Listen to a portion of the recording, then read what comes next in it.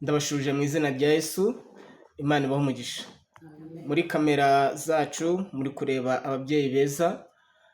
Ababyeyi babarizwa mu cyiciro cya mifemu. Bagiye kubaganirira ku buzima bw'abagore n'abakobwa, kandi ndararikira buri muntu wese kuzareba kino kiganiro ndetse no kuzakomeza kureba ibizakurikira, kubera ko ni ingenzi.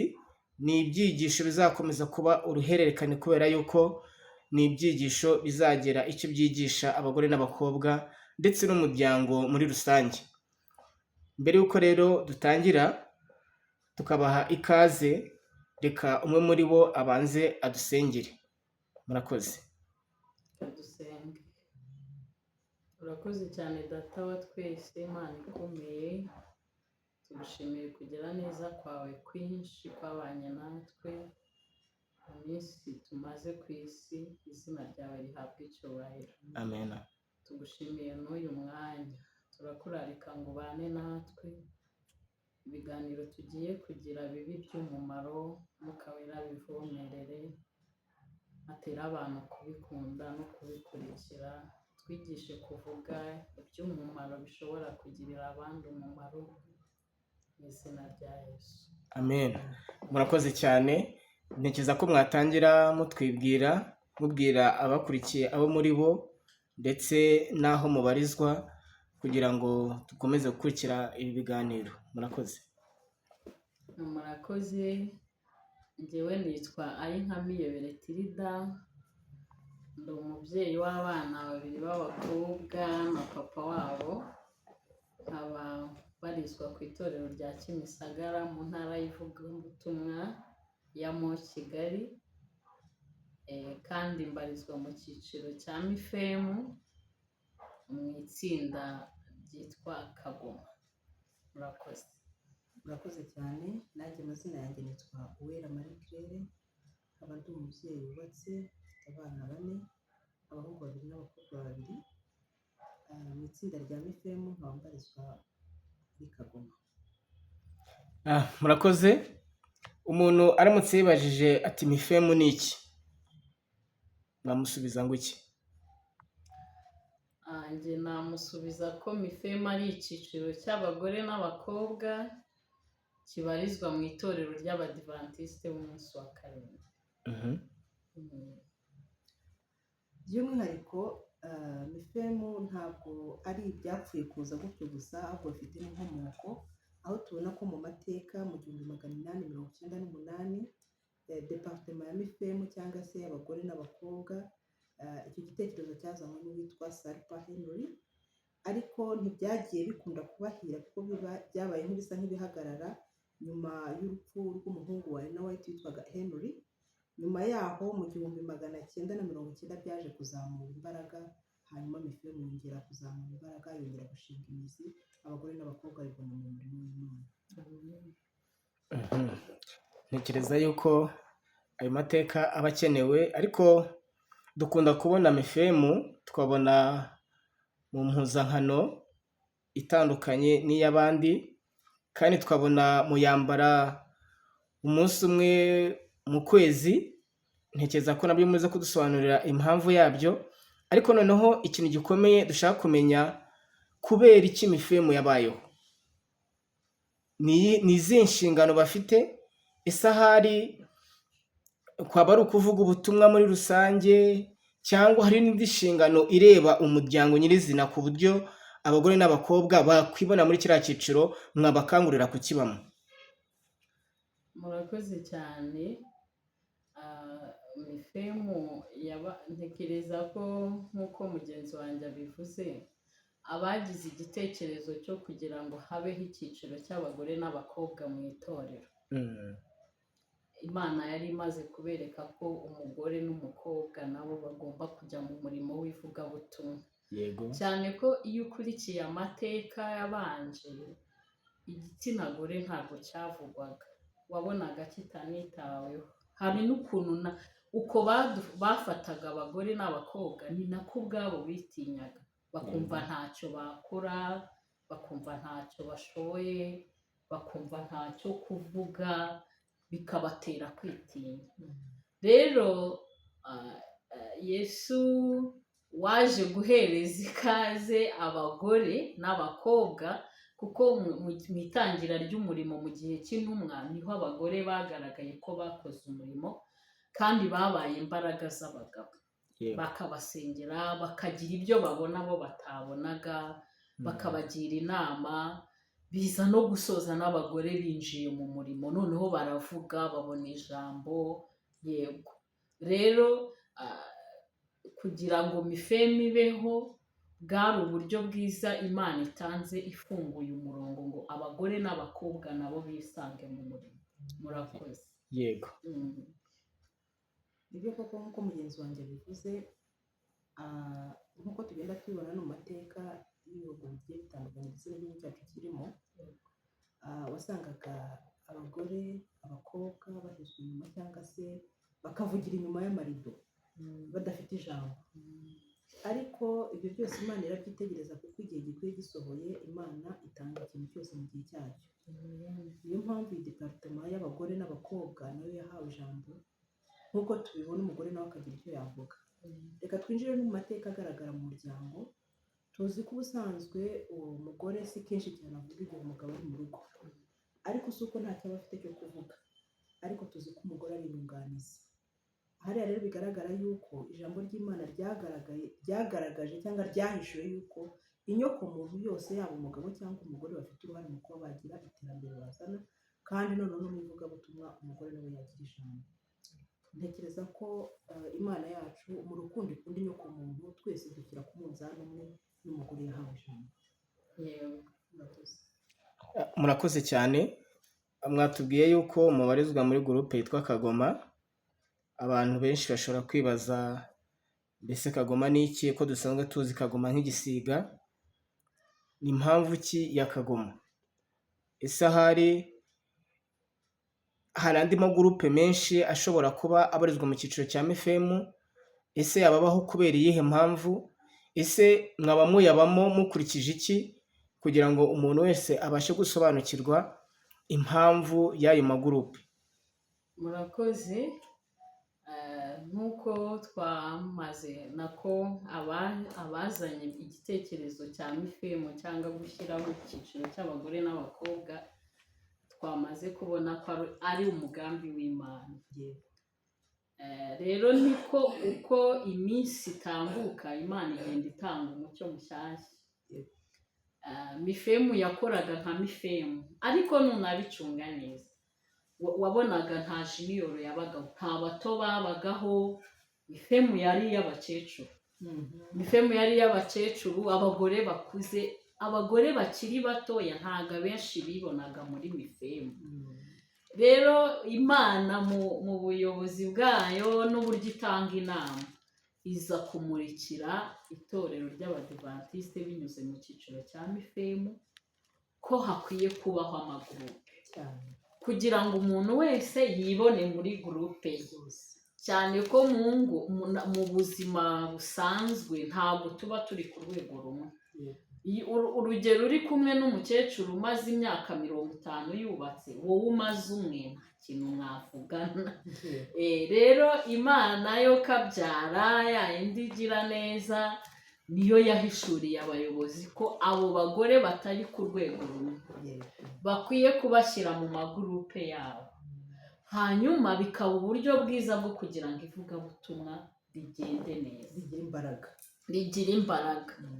Rero bashyiraho ibyiciro, bashyiraho amagurupe 5. Abatarashaka, abashatse, abatarashaka ni gurupe imwe yitwa jiniyoro, hanyuma abashatse nabo babashyira mu magurupe kuko ntibahuye. Barareba baravuga ngo umugore washatse uyu munsi kugeza n'umaze imyaka 10 ashatse, aba bantu hari ibintu bahuriyeho, bari kumwe bashobora kuganira bakumvikana, baracyahuje, hari ibintu bahuriraho mu rugo, hari ibyo batarageramo, ntubibabaze, babaza ibyo barimo. N'ibyo rero baravuga ngo iyi gurupe reka tuyibumbire hamwe, ikora umurimo, dukora muri rusange nka mifema, ariko mu kuri amagurupe, buri gurupe ikora ukwayo bitewe n'imbaraga zayo, bayita indabyo. Sekirere yakomeje. Murakoze cyane. Impamvu navuga iyo nyito Yego. babise indabyo kuko tuzi ko indabyo zirarimba, Yego. ziranezeza kuzibona mu maso. Abo bagore rero cyangwa abo bashatse kuva ku mwaka 0 kugeza ku myaka 10, ni ba badamu bagifite ya myumvire, reka tubivuge mu rurimi rw'iki gihe, bashayininga, Yego. bashaka gusa neza, Ago nundi baba basa neza. baba basa neza rwose. Yego. Kandi bahora bishimira yuko umutware we cyangwa se ubabona abona akabanezerewe. Abo ngabo rero bashyizwe muri kategori cyangwa se mu cyiciro cy'indabyo. Haza kwiyongeraho abagore n'abakobwa bamaze hejuru y'imyaka 10, ubwo ni 11 kuzamuka kugera kuri 20. Aho bitwa kagoma. Kagoma rero reka nyite inyoni, ariko ntabwo ari inyoni yoroheje. Tutavuga inyoni ngo mutekereze twa tundi tuguruka tuhuhwa n'umuyaga. Ni inyoni y'inyembaraga, ni inyoni ifite kureba kure, ni bimwe mu biyigaragaza. Ni inyoni itagira ubwoba, ni inyoni igira icyo twita mu cyongereza determination, icyo yiyemeje ikigeraho. Abo kuki bafashwe gutyo? Samagara hari ikintu turushaho. Nabo urumva barahuye, babahurije hamwe. Ni abagore baba bamaze kumenyera mu rugo cyane, kandi ni abagore baba bamaze iyo wagize umugisha ukabyarira igihe, ndi kubivuga ko hari ababa batarabyara, ni abagore baba babyaye inshuro irenze imwe. Rero baba bamaze guhura n'ibintu bikomeye, binjiye mu gihe cyo kurera abana, kandi binjiye mu gihe bagomba kubakorera, kuko nta mugore ukicara, bagomba gukorera ingo zabo, kandi baracyari n'abagore bakeneye kwita ku miryango yabo, ku batware babo.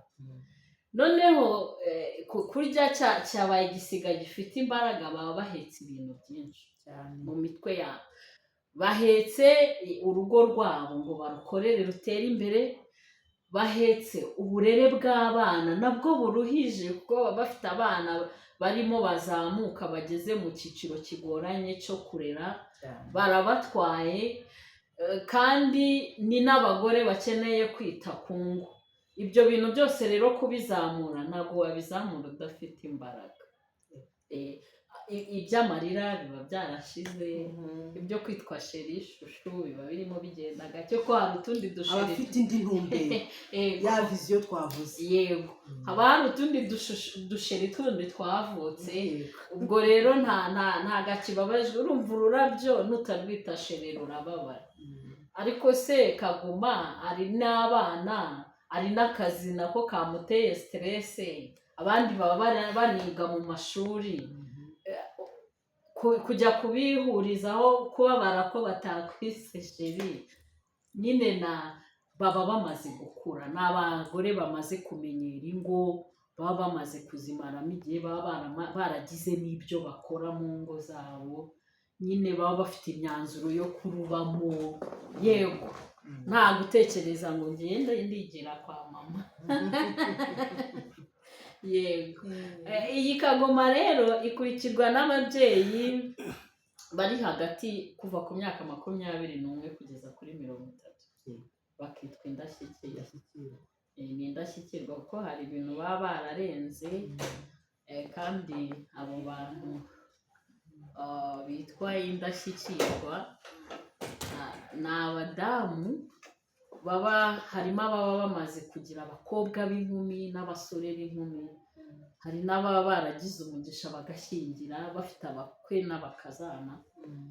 Urumva rero hari ibintu barenze, kandi biranaboroheye, kuko iyo ufite umukobwa w'inkumi arakorohereza, hari ibintu ari bugukorere. Ikinyarwanda bavuga ngo akuvuna amaguru. Yego, niba ari uguteka nturi buhirimbane cyane ujya mu gikoni, kandi uzi ko umukobwa wahari arabikora. Hari amasuku ari bugukore, ni ukuvuga ngo ni abantu baba bafite icyo bafite inyuma, bafite icyo basize inyuma, n'abamama baba bageze mu gihe mukuri nabyumve se reka mvuge ko wenda bashingira baba aho batanga ibitekerezo baba bameze nk'abantu bari kugenda batumurwa binjira mu bihe byiza yego. Hanyuma indashyikirwa rero kuva ku myaka 31 kugeza ku 100 igihe abantu baramye ni abakecuru baba bamaze gukura, babita zahabu rwose, baba ari na zahabu. Ni ba bantu uba ubona umugore n'umugabo basigaye basa kandi baboneka hake. Buriya zahabu kuyibona ibonwa n'abakeya, aho ugize umugisha wo kubabona usanga basa, ibitekerezo byabo, uko bavuga, baragenda neza ugasanga basubiye mu ndabyo. Noneho ugasanga ni ba bantu nyine, uretse wenda abuzukuru babasura ko muri iyi minsi, kera babaga bafite abuzukuru baje kuhaba, ariko ubu kubera kubyara bake tubizirikaho n'uburyo uburere bwabo bugoye n'amashuri yabo, ni ukuvuga ngo umwana agira imyaka 2 akinjira mu ishuri, ubwo yajya kwa sekuru gute? Nta mwanya. Ubwo rero kubera twabiziritseho ntibakibabona, basigaye ari abantu babiri, ni ba sherisho, nta kibazo bafite, bongera kwibukiranya ibihe byabo byiza bya kera uko bahuye. Ni nabyo biganiro baba bibereyemo, n'iyo umusuye akubwira amakuru y'abahungu be n'abakobwa be n'abakazana be, akakubwira n'abuzukuru, ababaza ati harya yitwa nduyu yitwa, ni ba bantu bataye mu rugo. None se ibyo byiciro twakwibaza tuti biraza gufasha gute mu ibwirizabutumwa? Tuvuye muri iyo junior, izo ndabyo, kagoma, indashyikirwa, zahabu, biraza gufasha gute mu murimo w'ibwirizabutumwa kugira ngo twumve ko wa mugore muri ya matsinda atandukanye hari ikintu runaka biri buzahureho cyangwa biteza imbere ibwirizabutumwa? Ahubwo reka manzi mvuga iki, kubera ko nubwo aya magurupe ariho kandi akaba yaremejwe n'urwego rukuru rw'itorero, ariko ntabwo ari ku matorero yose. Barahombye rero reka nka Kimisagara aho twagize umugisha bikahagera bikakirwa neza, tubabwire inyungu zabyo. Yego, niyo urumva abantu iyo bahuye banganya ibibazo, banganya n'ibyiza, banganya imbaraga, muri make bahuje bangana urungano, baba bari kumwe ari urungano. Iyo umuntu ari indabyo ari kumwe n'urundi rurabo uzasanga bisa, baratizanya amakuru, baratizanya, bavuga ikintu bakumvikana, mbega ibintu babyumva mu rwego rwabo. Uwakagoma nuko, uw'indashyikirwa nuko, n'uwa zahabu. Icyari kigoranye ni iki, niyo mpamvu twabonaga mifemu ibamo abakecuru ariko ugasanga nta mugore mukuru. Kubera iki se? Yaragendaga yabonamo zahabu akabona nta kintu ari buvugane na zahabu. Nose ururabyo ruravugana iki na zahabu? Kagoma iravugana iki n'indashyikirwa? Nta gihari cyo kuvuga. Noneho bigatuma abantu birutira. Ni ukuvuga ngo rero iri bujyemo zahabu, kuko n'abakecuru baba bamaze gusaza, abenshi bari mu kiruhuko cy'izabukuru, bafite umwanya nyine bahuye. Ariko se urafata umuntu wo muri Kagoma urimo ushabika, urajya kumubwira mifemu ayumva ate? Kandi agenda agasanga n'urugero yagiye kurepeta agasanga ni zahabu zihibe, akavuga ati reka baboneke, nuko ntacyo bakora. Yego. Ariko Kagoma nibwira indi Kagoma, mu mwanya ufite shakashakamo umwanya, tujye kurepeta, tujye gusura, akubwira n'ibanga akoresha kugira ngo abone wa mwanya. Yego. Niba wari wa mugore w'umunega ukururuka mu mirimo, avuga ati oya, dore uko dukora ni uku nguko abantu bari muri iki cyiciro cyacu. Hanyuma umenye no kugira ngo ubashe kwishakamo umwanya kandi useruke ugere hamwe n'abandi. Yego. Niyo mpamvu urwungano ari ingenzi. Ni ingenzi. Rero ibi byagize umumaro ukomeye. Icya mbere byatumye abantu biyumva mu cyiciro cyane, kubera iki se yagiye nyine asangamo abandi noneho abo bakecuru nabo barasusuruka iyo babonye amaraso matoya ari maze abasanga barimo babafata nyine nk'abakobwa babo barimo babafata nk'abakazana babo baranezerwa urumva niba umuntu yize indirimbo urumva umuntu uri mu ndabyo ntabwo yafata indirimbo kimwe n'uri muri zahabu ariko kuko uyu wo mu ndabyo yayifashe akaririmba zahabu iranezerwa imugenderaho birangire nayo izi ndirimbo ariko iri yonyine ntiwayibaza ngo ngaho ririmba urumva ko rwose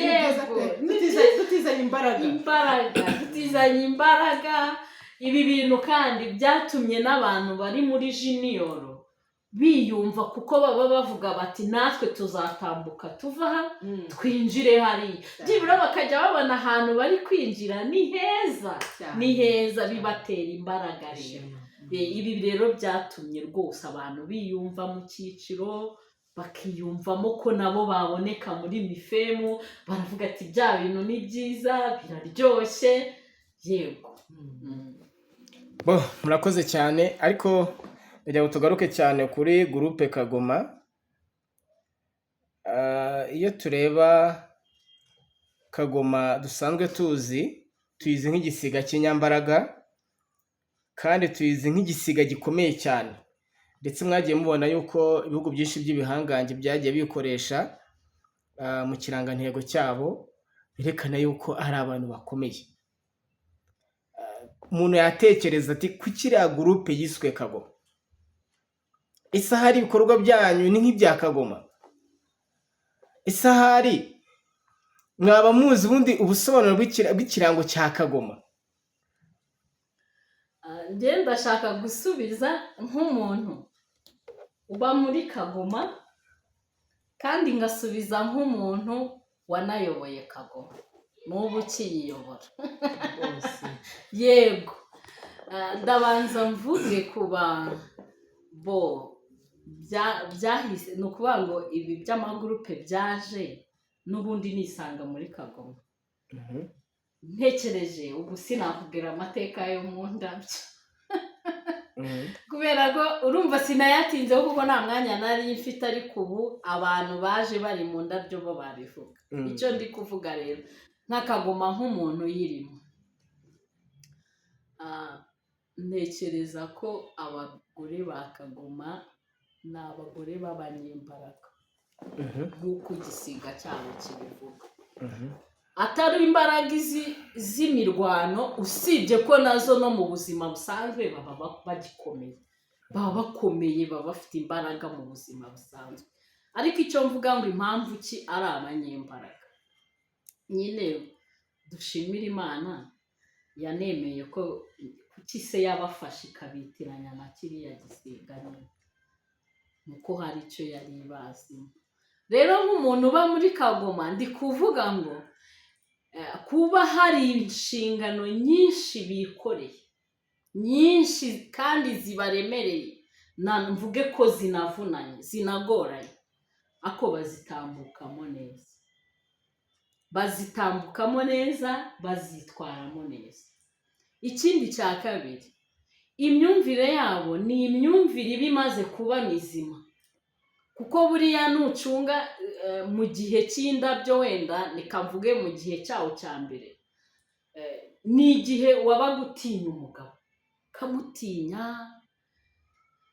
wamubona ugahahamuka cyangwa se wahura n'ikintu kidasanzwe ubonye mu rugo ukumva byacitse ukaba wavuza induru ukaba warira n'ibindi ariko umugore wo muri Kagoma ni umugore uhura n'ikibazo agahangana nacyo akabana nacyo kandi agasoza atsinze cyane yego niyo mpamvu babisaba nyembaraga nk'umuntu wabayoboye rero buriya nakubeshye wayobora Kagoma impamvu ya mbere kuko bangana ni abantu bumva vuba kandi ibintu babyumva neza iyo bagiye gukora barakora umuntu wese mu mbaraga afite arakora atiganda anyuzwe nta n'ikibazo afite arakora. Ikindi nta mwanya bagira, hari umwanya abagore bagira w'amatiku w'amagambo wo kunegurana n'utundi, uwo mwanya ntawo bigirira, bawukura hehe? barashaka gukora, nta mwanya wo kucuza, ntawo bifitiye ibibareba bari gukora. Uwo mwanya rero w'abagore ngo byagenze gutya, ngo yahise anyura aha, ngo uzi ko yavuze gutya, ntabyo bagira. Nyine ni ba bantu ubwira bakumva vuba, bagakora vuba, nta rwaserera bagira. Nyine nibo babwiye ngo mujye aha bigira kandi baguwe neza, nta kibazo baba bafite. Ndabeshya? icyo uvuze ni ukuri. Yego. Hari akantu twakomeje kugenda tuzengurukaho, mu cyongereza bakita independence, gukora udafite undi muntu utegereje ko araza uramburiye ibiganza ngo agire ikintu agufasha. Icyo ni kimwe mu bintu biranga Kagoma. Ni nayo mpamvu ibihugu byinshi bigenda bihitamo iriya logo ya Kagoma nk'ikirango cyabo, baba bagaragaza cyane kuko bigize, bafite icyo bashoboye. Ikindi mu cyongereza bavuga ngo enjoying freedom, umutekano wabo. Ni ukuvuga ngo kwa kwihaza no kumva yuko nta wundi bari buramburire ikiganza, bakora banezerewe kuko bakora bibavuyemo. Ikindi kintu nakunze, hari icyo bita driving themselves, bo ubwabo. Ahangaha hari ikintu wavuze neza cyane, yuko baba batagitinya umugabo, ariko si uko basuzugura, hoya baraganduka. Ariko noneho n'abatware bacu baba bamaze kutugirira icyizere, kuko babona yuko hari ubushobozi cyangwa se experience tumaze kugira, bigatuma atakiguhangayikira. Bavuga ngo uko noneho bwije ntarahagera ndasanga yahahamutse, yagize ubwoba, yasohotse, nimubwira wenda iki n'iki ntabwo cyabonetse ngo arakare ngo nsubiye iwacu, aba ari wa mugore wicaye akabigumamo ari mu birindiro. Nacyo cya kindi wavuze ngo Kagoma ibimaze gushinga ibirindiro mu rugo, ndetse no mwibwirizabutumwa, kuko aribyo turi kugendaho. Ni hahandi utahangaye kuvuza uti ntumye Kagoma murajye kubwiriza ibunaka, uba wizeye ko abikora mu bushobozi bwose bushoboka, bigatuma umurimo w'ivugabutumwa ujya mbere. muvuze ibyiza byinshi bya mifemu, cyane cyane mwibanda kuri biriya byiciro byagiye biboneka muri mifemu, kandi koko umuntu abashije kubyumva ari kumva ari byiza. Twagira ngo mugire ikintu mubwira abadamu bataba muri mifemu. Ni iki cyiza cyo kuba muri mifemu? Ese ahari ko batayibamo baba barahombye cyane? Reka mvuge ko banahombye cyane, kubera ko nyine ubundi ubusangwe kubura mu rungano ni uguhomba. Ni uguhomba, kuko buriya kuza mu rungano hari inyungu zibamo. Icya mbere uva mu bwigunge cyane. Hari n'igihe ntimubizi se ko no mu ngo habamo utuntu n'utundi. Iyo wari wibereye mu tuntu n'utundi twawe urwana natwo uri wenyine, wagera no kwa Claire ugasanga nawe niko bimeze, usanga ari ibisanzwe cyane.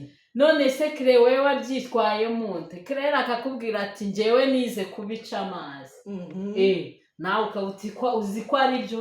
Njye nahoraga mbyitaho buri munsi na buri gihe, akaba yaragiye kurwara pressure. Si ibyo yabimenya se ate atageze ku bandi ngo amenye ko ibimubaho n'abandi bibabaho? Icyo ni icya mbere. Ikindi cya kabiri, mu rwego rw'ivugabutumwa no mu buzima kamvuge ko no mu buzima busanzwe ibyo dukora bya buri munsi habamo gutinyurana. Gutinyurana kuvuga burya se nanjye nabishobora, nanjye naririmba, nanjye nabwiriza, ubu se nakomeza umuntu. Urumva hajemo akantu. Nyine aba bantu barasunikana kuko bari kumwe, batinyuka. Yego, ariko kuba uhora uri wenyine, nyine uhora uri wenyine na bya bibazo byawe. Ikindi hari akantu tujya tugira cyane iyo twagiye muri repetisiyo, bakavuga ngo mwisiteresure. Ni ukuhese muzamura amarangamutima yanyu. Nyine wabagaho uri umuntu w'umurakari, nyine uri guseka, kandi nabyo hari umuganga witwa Josiane watwigishije ko guseka Imana ariyo mpamvu yaduhaye amenyo y'umweru ni ukugira ngo tuyasekeshe ngo ni umuti mwiza cyane ibara ryeruruka yego urumva ko ryayura ibibazo yego uba wivuye nyine wagiye urugero wavuye muri stress z'akazi wenda tuba abenshi bakora mu kazi bikorera baba bavuye mu kazi kabajunguje yageramo akihura n'urundi rungano mwakubitamo indirimbo mukiririmbira mukanezerwa mugasa nk'abataye cyane urotekereza se ko nuza gutaha uri busubire muri bya bibazo oya mudu wivaniye hariya utangira indi paje yego paje nshya rero biriya ahubwo abantu batari muri mifemo babaye umva bari mu kaga bari mu kaga turi kubararika rero